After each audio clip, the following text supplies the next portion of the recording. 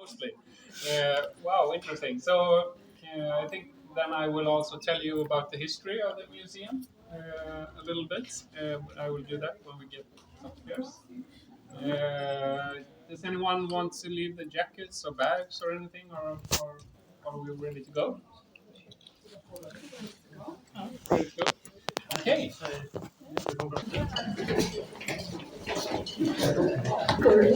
Yeah, small portion. So if you look out the window here, you can see the whole museum.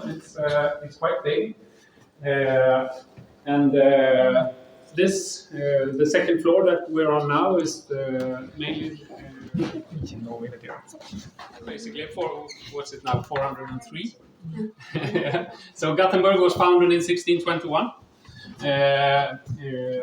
But before Gothenburg, there was another small town here called Nya Lödöse, and that's what we're seeing here on the map. Here is Nya Lödöse, and this is the Gothenburg that was founded and built in 1621, and this is today's Gothenburg.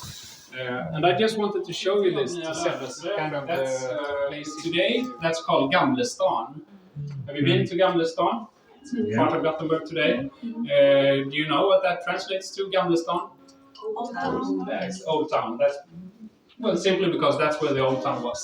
And when Gothenburg was founded, they started calling it the Old Town, and it's still called that today. In recent years, there've been a lot of archaeological excavations here, and one of the things that we found was the old cemetery. So in our collection today, we have almost 1,500 skeletons. 50 years. 45, 50, 15? 50. Yeah. Well, you're pretty close. It was around 40 outside. We obviously find Avenyn, you know. It's here outside the old city. You know where Järntorget is? Yes. Here somewhere. So far away. So this was a very small city, Gothenburg, and it was actually this small up until the early 1800s. But the idea for the city, like I already told you, we came. So they were like the lifeline of the city. The river is just outside here, so the big ships from Europe, they stayed at what's today called Majorna, and smaller boats came here with all the goods. And years of Gothenburg history, German was probably as common as Swedish here. So very international city. I think they will start refilling here soon, I hope so. Anyway. I can just, it's a brick, what's it called in English? Trowel. Yeah, trowel, yeah. And it's from the 1620s. It was found here at Brunnsparken by our archaeologists. As you can see, they started building here in 1690. So. What you will see is that we didn't come very far in 1621. But by the end of the 1600s, in 1698, they built the city, and you can see the walls around it, and the bastions sticking out here. And outside of the city, Skansen Lejonet and Skansen Kronan, perhaps you have seen them, they're still around. And in this wall, there were 3 gates. They were always closed at night, and there were no other way to get in or out the city. One gate was at Drottningtorget. It was called the Queen's Gate. And the King's Gate, you could probably figure out where the King's Gate were. Kungsporten. At Kungsportsplatsen. That's where the King's Gate was. And there were also Karlsporten at Esperantoplatsen. So those were the only ways in and out.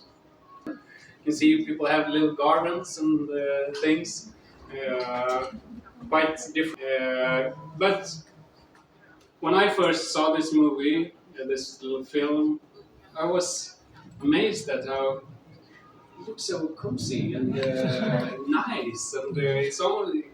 I felt like, well, I can live there. but this it lies. This is not. So porcelain was a very important commodity, together with the silk. But do you know which commodity was actually the most important one? before I get to the tea, I want to tell you about how the company was founded. So here we have an East India man. These are the kind of ships that the company sent to China.